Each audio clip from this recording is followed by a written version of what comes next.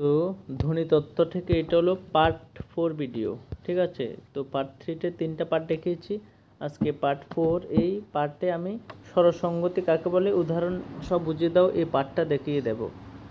তো দেখো, প্রথমত আমাদের কাকে বলেটা দিতে হবে, উদাহরণ দিতে হবে। উদাহরণটা কেমনে বিশ্লেষণ হয়েছে এটা দেখাবো, তারপরে সিদ্ধান্তে আসবো যে এই উদাহরণ হিসাবে কেমনে হয়েছে কাকে বলের সাথে, বুঝছি। তো এবার দেখো, এনে প্রথমে আমরা কাকে বলতে দেখুম সুন্দর করে। তাহলে পার্ট 1, 2, 3 ভিডিওতে কী কী দেখছি, প্রথমে 1 নম্বর পার্টে কি দেখছি, স্বরভুক্তি বা বিপ্রকর্ষ। 2 নম্বর উপনীতি, 3 নম্বর অভিশ্রুতি, 4 নম্বর কি দেখুম স্বরসঙ্গতি, ঠিক আছে। এবার উদাহরণগুলো শিখবা। 1 নম্বর স্বরভুক্তি বা বিপ্রকর্ষ হলো রত্ন রতন যত্ন যতন। 2 নম্বর উপনিহিত, উপনিহিত হলো চলিয়া চল্লা করিয়া কইরা। 3 নম্বর হলো স্বরভুক্তি বা বিপ্রকর্ষ উপনিহিত। 3 নম্বর কি কত, অভিশ্রুতি। 3 নম্বর হলো অভিশ্রুতি। তাহলে অভিশ্রুতি হলো চলিয়া চল্লা চলে, 3টা উদাহরণ থাকবো, করিয়া কইরা করে। আর 4 নম্বর হলো স্বরসঙ্গতি।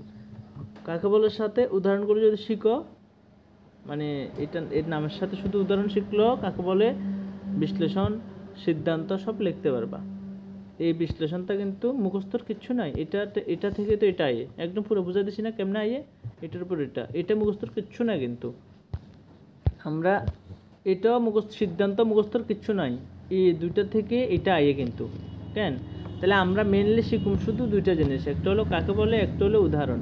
আর বাকি 2টা তো এগুলির থেকে আইব পুরোটা, এটা পুরো লিখতে পারবা। উপর উদাহরণটা দেখা গেলো, বিশ্লেষিত অংশ দেখা গেলো যে কাকে বলে যেমনে ওই হিসাবে লিখে দেবো। এটাও শেখার কিছু নাই, ঠিক আছে।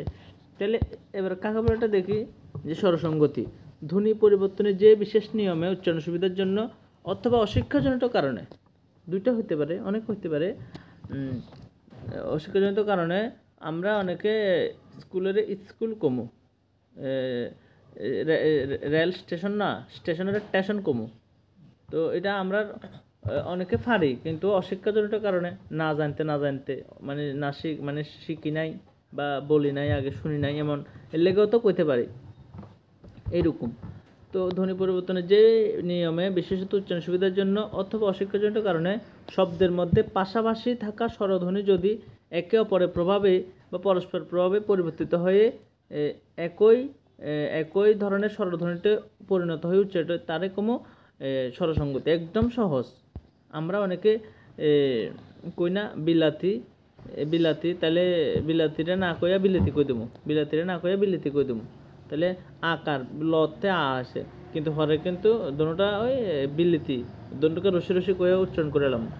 তাহলে দেখো কাকে বলে, ধ্বনি পরিবর্তনের যে নিয়মে বিশেষত উচ্চারণ সুবিধার জন্য অথবা অশিক্ষাজনিত কারণে শব্দের মধ্যে পাশাপাশি থাকা কোনো স্বরধ্বনি, যদি স্বরধ্বনি কিন্তু ওই রসি এখানে সরিয়া রসি 2টা আইব না, কিন্তু সরিয়া রসির থেকে পাশাপাশি থাকা 2টা সরিয়া রসি, মানে সব রসি হয়ে যাবো কই, একে অপরের প্রভাবে এদিকেও রসি এদিকেও রসি, মাঝখানে সরিয়া কব যে আমিও রসি হয়ে যাই গই, বুঝছো তো। এদিকে সরিয়া লাস্টে সরিয়া, মাঝখানে সরিয়েও থাকলে সব সরিয়ে হয়ে যাব। তাহলে প্রভাবে পরস্পরের প্রভাবে যদি একই বর্ণ হয়ে যাব কই, তখন তার কোনো স্বরসঙ্গতি কি লেগা, একদম সহজভাবে দেখো তোমরা। এখানে আমি উদাহরণ দিলে তোমরা কবে যে এত সোজা নেই আসলে। এবার দেখো, এখানে উদাহরণটা দেখছি বিলাতি বিলেতি, বুঝছো তো। এবার বিলাতি বিলেতিটাকে এটা কেমনে আছে, বরে ভাঙালে কেমনে ভাঙামো, একদম সোজা না। বড় শিকারে ব যোগ রসি না, আর শুধু যদি ব থাকতো ব যোগ অ লিখতাম। এখানে যদি ব যোগ বড় শিকার দিয়ে দিছে, তাহলে ব যোগ ই লিখুম না, এদূর ক্লিয়ার তো, শিখবার কিছু নাই। ল আকার, ল যোগ আনো লিখুম, ল তো ল, আকার যে সরিয়া, ক্লিয়ার তো। বিলাতি তর শিকার না, তো ত যোগ ই না, আবার বিলাতি তো ব যোগ ই ল যোগা তি না, ত যোগ ই না, এখানে এটা তি হব, কোন এটা ত হব, ত যোগ ই না, বুঝছো তো। তাহলে এখানে দেখো, এইটা রশি, এটা সরিয়া, এটা রশি আবার। তাহলে এই স্বরবর্ণ 3টা না, 1টা 2টা 3টা না, এই সরিয়াটার আগেও রশি পরেও রশি। তাহলে যদি পাশাপাশি বা পরস্পর যদি অন্য স্বরধ্বনি থাকে, তাহলে অন্য স্বরধ্বনির প্রভাবে মাঝখানে স্বরধ্বনিটাও একই স্বরধ্বনিতে পরিণত উচ্চারিত যাব না। তাহলে বিলিতি, এখানে বর্ষিকারের বযোগ রসি, লরসিকারের লযোগ রসি, তরসিকারের ত, এটা ত ব তযোগ রসি। তাহলে এখানে দেখো এই রশি আর রশি মাঝখানে সরিয়াটাও রশি হয়ে উচ্চারিত হয়ে গেছে না, হয়ে গেছে তো একবার একই স্বরধ্বনি হইয়া। তো এর লেগেই তো কাকে বলার সাথে উদাহরণটা মিলছে। এবার এবার এবার এবার কাকে বলাটা পুরোটা বুঝো ভালো করে, যে ধ্বনি পরিবর্তনের যে নিয়মে বিশেষত উচ্চারণ সুবিধার জন্য অথবা অশিক্ষাজনিত কারণে শব্দের মধ্যে পাশাপাশি থাকা স্বরধ্বনি, এই পাশাপাশি আছে স্বরধ্বনি, ঠিক আছে, সব পাশাপাশি যদি একে অপরের প্রভাবে ইয়ার প্রভাবে ইয়া আবার এর প্রভাবে একে অপরের প্রভাবে বা পরস্পরের প্রভাবে পরিবর্তিত হয়ে একই স্বরবর্ণ উচ্চারণটা হয়ে যাবে কই, সব এক হয়ে যাবে কই, তখন তার কোনো স্বরসঙ্গতি, বুঝছো তো। এবার এবার সিদ্ধান্ত যদি একদম সহজভাবে দেখুন, উপরের উদাহরণটিতে আমরা দেখছি যে বিলাতি শব্দের মধ্যে রশি আর সরেয়া এই দুইটা না মিলছে, আগে পরে এই রশি সরেয়া স্বরধ্বনি আছে, ঠিক আছে, স্বরধ্বনি রশি দুইটা আছে মানছি, কিন্তু তারপরও রশির স্বরধ্বনি দুইটাই তো আছে, রশি স্বরধ্বনি আছে। পরবর্তী স্বরধ্বনি রশি এর প্রভাবে পূর্ববর্তী স্বরধ্বনি সরেয়া পরিবর্তিত হয়ে রশিতে পরিণত হয়ে গেছে কই, ঠিক আছে। হরের রশিয়া এর আগের সরিয়ার লগে এতান হয়ে পরিবর্তিত হয়ে সব রশিতে পরিণত হয়ে গেছে কই, পরিণত হয়ে বিলাতিতে বিলিতি শব্দ হয়ে উচ্চারিত হয়েছে না। সুতরাং নিয়ম অনুযায়ী এটি একটি উৎকৃষ্ট স্বরসঙ্গত উদাহরণ। এবার তোমরা মিলাই লিখতে পারবাই, বুঝছো তো। তাহলে একদম 4-6 তো ক্লিয়ার। স্বরভক্তি বিপ্রগ, স্বরভক্তি বিপ্রশ, অভিনীত, অবিস্তৃত, স্বরসঙ্গতি, ঠিক আছে। তাহলে এই কষ্ট করে তোমরা শুধু এইটা শিখিয়ে উদাহরণটা শিখলে বাকিটা তোমরা মিলে লিখতে পারবা।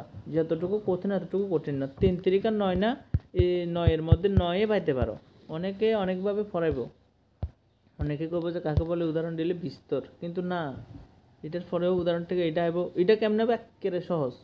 এবারে সিদ্ধান্ত একদম সহজ, বুঝছো তো। মিলে লিখুম এই সিদ্ধান্ত এখানে না দেখলেও তোমরা নিজেরাও লিখতে পারবা। আমি কই তোমরা, আমি না দেখাই কইতে আছি। দেখো সিদ্ধান্ত বিশ্লেষিত অংশে আমরা দেখছি যে বিলাতি নামক শব্দের মধ্যে দুইটা স্বরধ্বনি আছে, রশিয়ার সরিয়া, এবং এই রশিয়ার সরিয়া পরস্পরের প্রভাবে মিলিত হইয়া একই স্বরধ্বনি অর্থাৎ রশিতে রূপান্তরিত হয়ে উচ্চারিত হয়েছে, এবং বিলিতি মানে রূপান্তরিত হয়ে বিলিতি শব্দ হয়ে উচ্চারিত হয়েছে। তার নিয়ম অনুযায়ী এটি একটি উৎকৃষ্ট স্বরসঙ্গত উদাহরণ, বুঝছো না। অক্ষর আমি করছি আমি যেটা লিখছি এটার লগে মিলাও না, কিন্তু তেমন তোমরা মিলন লাগতো না।